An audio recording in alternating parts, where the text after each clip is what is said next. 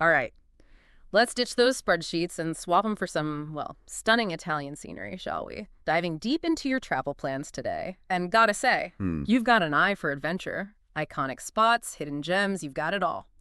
Our mission, should we choose to accept it, is turning this list into an action-packed itinerary. I like it. Mm-hmm. And what's really striking is the diversity you've got here.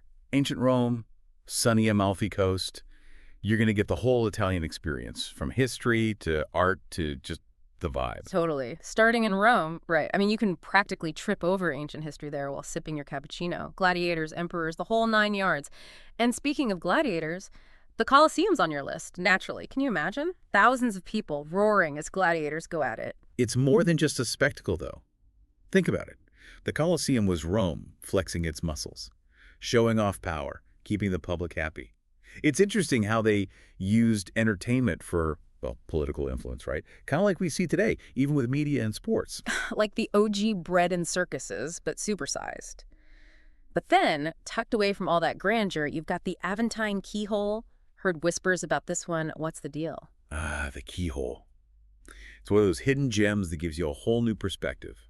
Imagine, you peek through, and bam, St. Peter's Basilica, perfectly framed, like a postcard, but real. No kidding. A secret portal to one of Rome's icons. I love it. You mentioned the Knights of Malta are connected to it too. What's their story? Centuries-old order, fascinating history. They were all about defending Christendom, you see.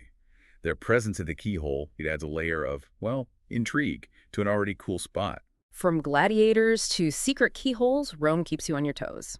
But next up, you're treating cobblestones for canals in Venice. Gondolas, serenades. Hmm. About as romantic as it gets, wouldn't you say? Absolutely. But beyond the romance, Venice is about resilience, adaptation. Take St. Mark's Basilica. Gorgeous building, sure, but what makes it special is St. Mark himself. His final resting place became a symbol of Venetian independence, almost like a patron saint. Housing his remains in such a grand basilica, well, it was a statement. So every time you see it, it's like a reminder of Venice's spirit. Love it. But from the grandeur of St. Mark's, your notes take a fun turn. Libreria Aqua Alta, a bookstore with books and bathtubs. What gives? That's Venice for you. This quirky bookstore, it embodies their relationship with water, high tides, they're a fact of life. So instead of fighting it, Libreria Aqua Alta embraces it. Talk about making the most of things. Speaking of challenges, next up is Florence, birthplace of the Renaissance. And you're planning on conquering the Duomo's 463 steps, huh? Talk about a workout with a view. And what a view. But as you wander those streets, remember, Renaissance giants walked there too. Speaking of giants, the Medici family's influence is everywhere, especially in the art scene. Right, and soaking up that artistic legacy at the Uffizi Gallery is a must, am I right? We're talking Botticelli, Michelangelo da Vinci, the heavy hitters. And the Medici. They were instrumental in all that, not just patrons, but strategic investors in talent, shaping Western art as we know it. The Uffizi, it's a testament to their impact, wouldn't you say? Like a family portrait, but instead of awkward smiles, it's masterpiece art. After the energy of Florence, you're off to, well, I'd say some serious relaxation. The Amalfi Coast. Picture this. Cliffs, turquoise water, those colorful houses. Picture perfect. And all that's thanks to the region's geology, those cliffs. Millions of years of volcanic activity. Wow, so it's a geology lesson and a postcard, all in one. You've got Positano down, which looks like a dream. But there's also a note about Fiordo di Furore, a secluded beach. Tell me more. The Amalfi Coast can get crowded, see, but Sirora, that's a peaceful escape, imagine.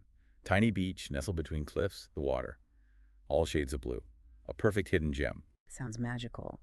So we've got ancient history, stunning art, and now breathtaking nature. What else could Italy offer, right? Well, your last stop is Sicily, and it's bringing the drama. Mount Etna, one of the world's most active volcanoes, just casually on your list. And active it is. Mount Etna reminds us that the Earth is, well, alive.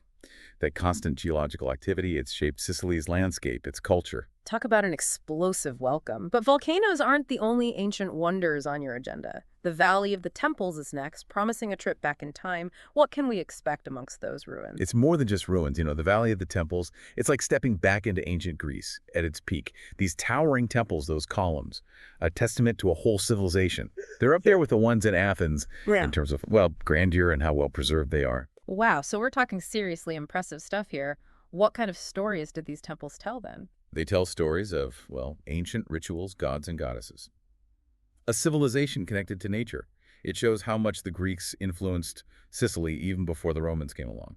It's like stepping into a time machine, seeing a whole different world, Yeah. And speaking of time travel, you've got Ortigia Island down, charming escape, touch of Baroque.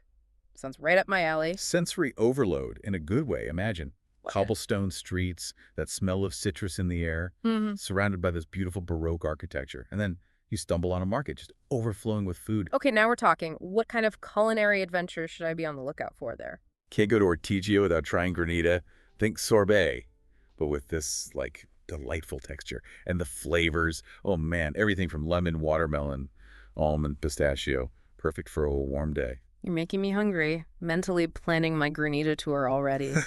So from the power of Mount Etna to those peaceful temples, Sicily's got it all. But I'm always curious about volcanoes. How do people live with something like that? Have Sicilians incorporated Etna into their culture at all? Great question. It's complex, their relationship with Etna. Respect, a little bit of, I don't know, healthy fear maybe. You see it in their folklore, their food, even how they build things. Do you know they use volcanic stone from Etna's eruptions in their buildings? Super durable, gives this unique look. Wow, it's like Etna is woven into their lives. Okay, so we've covered a lot. Rome, Sicily, each place with its own personality. What ties them all together, would you say? So from those gladiators in Rome all the way to Sicily's sunny shores, right? We've uncovered some pretty cool stories, wouldn't you say? Definitely. But what does it all mean for, well, you, our traveler, getting ready for this amazing trip? What's the takeaway from all this deep dive into your Italian adventure? It's more than just checking things off a list, It's about, I don't know, realizing each place has a story. And those stories are in the walls, the streets. Yeah. Knowing about the Knights of Malta at that keyhole, or how Venice deals with the water, or the Medici family and their art.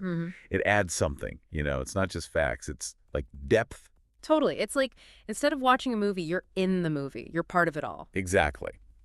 So, as you finish up your plans, think about what really speaks to you. What are you curious about? Gladiators, hidden beaches, that perfect granita. It's those little connections that make a trip unforgettable. Right. This trip, it's not about a guidebook. It's about your own adventure. One cobblestone, one view, one bite of that granita at a time. And on that delicious note, we'll let you get back to planning. Safe travels, and hey, who knows, maybe we'll bump into each other over some gelato sometime.